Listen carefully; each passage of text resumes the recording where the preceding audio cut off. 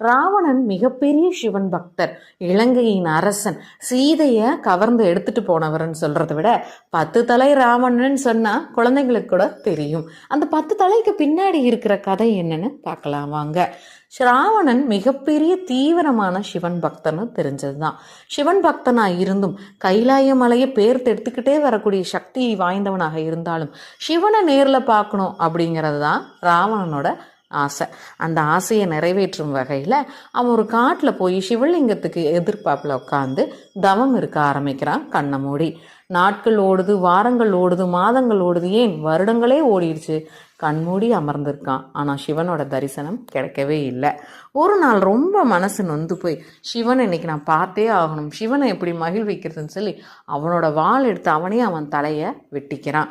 வெட்டி அது சிவலிங்கம் முன்னாடி வச்சு, என் தலையே உனக்கு கொடுத்துட்டேன் சிவா, எனக்கு காட்சி அளிக்க மாட்டையா அப்படின்னு கேட்குறான். பதில் ஏதும் இல்லை. ஆனால் இன்னொரு தலை முளைத்து விடுது. 2வது தலையும் வெட்டுறான். இப்படியே ஒவ்வொரு முறையும் பதில் இல்லை, அவன் தலைகள் முளைக்குது.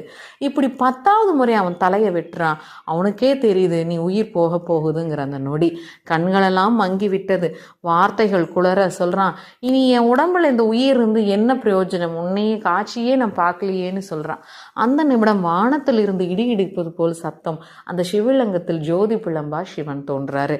ராவணா, உன் தலையை வெட்டணும்னு நான் காத்துக்கிட்டு இல்லை, உன் பக்தியோட எல்லை என்னன்னு நான் தெரிஞ்சுக்கிறதுக்கு தான் அமைதியாக இருந்தேன்னு சொல்லி கையை உயர்த்துறாரு.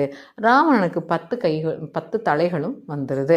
இதுதான் ராவணனுக்கு 10 தலைகள் வந்த கதைன்னு சொல்கிறாங்க. இன்னும் சிலர் என்ன சொல்கிறாங்கன்னா, பிறக்கும்போது சாதாரணமாக பிறந்த ராவணன் தான், அவன் கற்றுக்கிட்ட 6 சாஸ்திரங்களும் 4 வேதங்கள்னால அவன் இருந்த தவத்தினால அவனுக்கு 10 தலைகள் வந்துச்சுன்னு சொல்கிறாங்க.